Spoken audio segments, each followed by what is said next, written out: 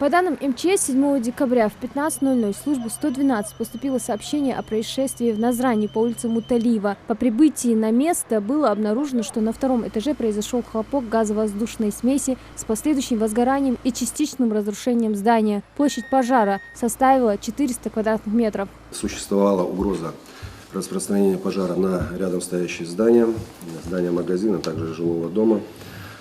Однако в 15:35 угроза распространения огня была локализована, и в 16 часов 41 минуту объявлена полная ликвидация пожара.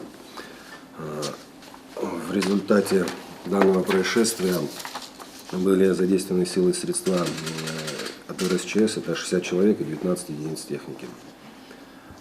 Все прибыли своевременно, сил средств было достаточно, отработали в кратчайшее время.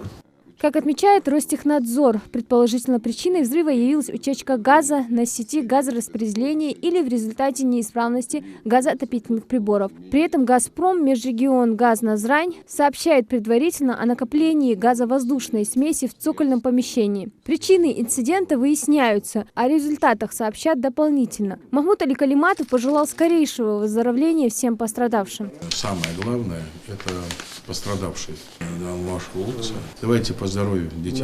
Да. Один ребенок находится в детской больнице, там ожог 10% кожных покровов, первая, вторая степень, он средней степени тяжести, не тяжелый. Второй молодой человек 1977 года, он находится в республиканской клинической больнице, там тоже до 20% ожоги. Двое остальных, один из них Албагачиев, крайне тяжелый, 98 года рождения, которого мы вчера транспортировали, и в 4 часа утра они доехали до Краснодара в ожоговый центр федеральный. Там до 90% кожных покровов ожоги и плюс дыхательные пути. И пациент Муталиев, пострадавший Муталиев, 2002 года рождения, там до 50% кожных покровов и плюс ожоги дыхательных путей. Оба пациента находятся на аппарате искусственной вентиляции легких, тоже крайне тяжело. Он тоже доставлен. У вас достаточно аппарата, лекарств и специалистов, чтобы сегодня кто здесь, это Краснодар, понятно, вы одного отправили, да? Двоих. А здесь, которые достаточно? Да, они в средней степени тяжести. Понятно. Какая-либо на сегодняшний день помощь нужна? Все сделано. С министром здравоохранения Краснодарского края, с Филипповым мы на связи, с Минздравом на связи. Махмуд Аликалиматов подчеркнул необходимость усилить профилактические меры, в том числе самим ресурсоснабжающим организациям. Рекомендовал Ростехнадзору совместно с прокуратурой региона вести контроль над расследованием и установлением причин аварии. Дал поручение правительству Ингушетии и надзорным органам инициировать проверки торговых помещений, мест массового скопления людей с целью обнаружения очагов повышенной опасности. Люди получают серьезные повреждения. И еще исход бывает смертельный. Вы знаете, вот дети там, да, взрослые, пошли за покупками.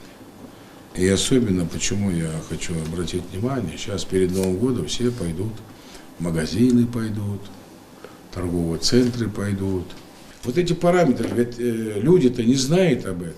Так вот, надо посмотреть эти ваши маршрутные листы, справки, значит, когда проходил, кто там халатность проявил. Понимаете?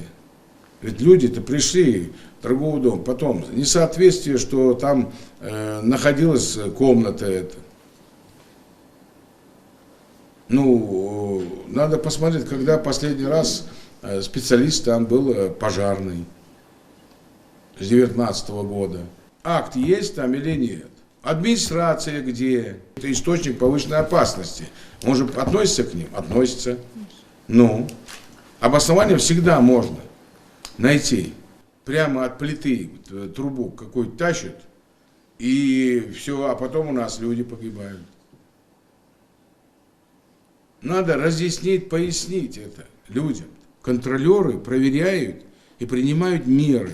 Разрешение берите, формируйте бригаду совместную, кто нужен, специалисты.